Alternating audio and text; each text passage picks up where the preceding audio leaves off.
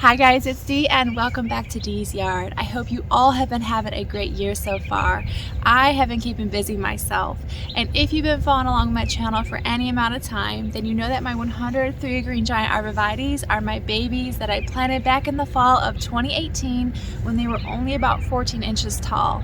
If you are interested in following along with their journey, then I'll have all their videos linked down below. But today I want to share with you some big changes that I'm making to my privacy screen line. Well, at least I think they're big.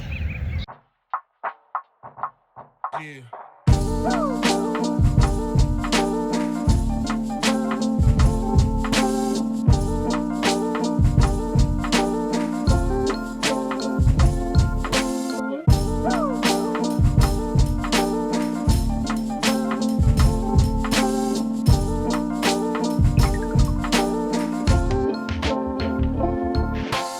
Alright, I can explain. So back in the spring of 2018, I did my homework while planning for my privacy screen.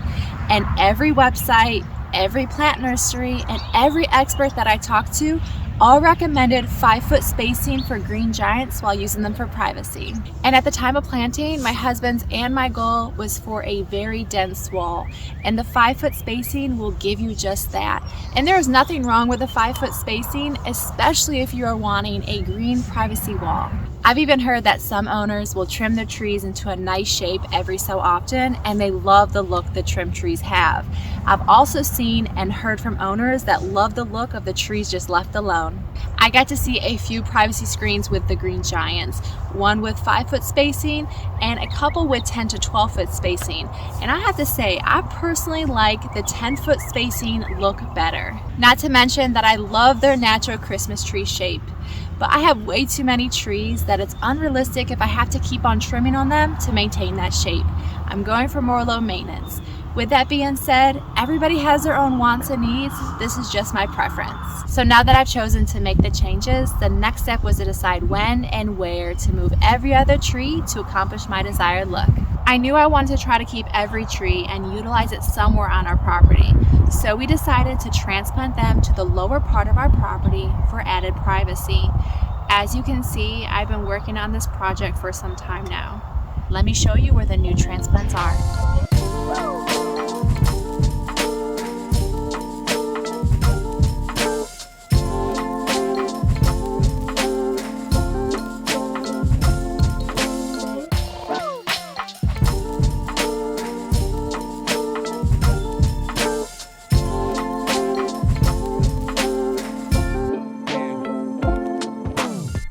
If you remember, these trees used to be spaced 20 feet apart, so I added a tree in between each to create 10-foot spacing.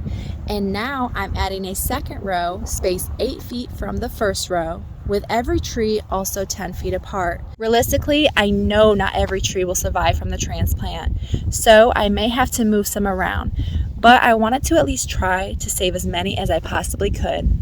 The ideal time to move conifers is in the early fall or early spring in colder areas where the ground freezes in the winter. For warmer regions, such as myself here in East Tennessee, Zone 7A, then the best time is any time between the fall and the end of winter. At this time, the plants are dormant, require less water, and there is a window available for them to reestablish their roots before the warmer weather comes. For trees or other evergreens that have been planted for more than a couple of years, it's best to take a spade or shovel and cut straight down around the root ball, preferably at the drip line, but without moving the plant. And then wait 6 months to a year to move it. This method is commonly used by professional nurseries to force plants to develop roots closer to the trunk, providing an easier transplant, also referred to as root pruning. Doing this method truly reduces the risk of failure, and I wish I didn't put this project off and I went ahead and root pruned all my trees. Before I start digging out another tree to transplant, first I like to prepare the new location or at least get it started. I always remove the grass or weeds by scraping the top layer. I have clay soil, and I found that a trenching shovel is best for digging in clay. You'll notice that after I dig up the soil, I like to break apart all the large clumps and loosen the soil as much as I can. Clay soil holds on to a ton of water, so I like to amend my native soil with pine bark soil conditioner. It's just grounded up aged pine fines, and it helps with drainage.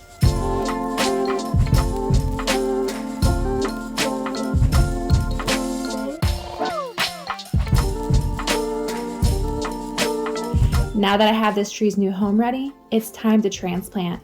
I do have existing drip irrigation that I have to modify for each tree being removed. If you're interested on how I set up all my irrigation, I'll link the videos down below. First, I pull back all the existing mulch. Then I pull out the drip ring I created from the main water line, which is 3/4 inch tubing. To plug the hole, I use something called a goof plug, which is just a 1/4 inch plug. I then cut the drip ring with my pruners between 2 emitters for easy removal. I can easily reuse this drip ring by connecting the tubing back together with a 1/4 inch barb coupler. So when starting to dig the tree out, just remember the goal is to get as much of the root ball as possible. To do this, dig with a shovel pointed straight down around the circumference of the plant's canopy or drip line. You really don't want to angle your shovel too much because that ends up cutting off more of the roots closer to the crown of the plant. After you cut off the roots around the circumference, then it's time to start digging down under the bottom of the root ball. Once the tree is out of its hole, I like to lift and drag it on a tarp to its new location. Because it's traveling to another side of my property, I'm going to wrap the root ball in the tarp and use my garden cart for easy transport. Just try not to lift the plant a lot or knock off the soil on the root ball because you want as much of the root system as possible. Now it's time to plant the tree in its new home. First, you'll see I'll add in some biotone starter fertilizer.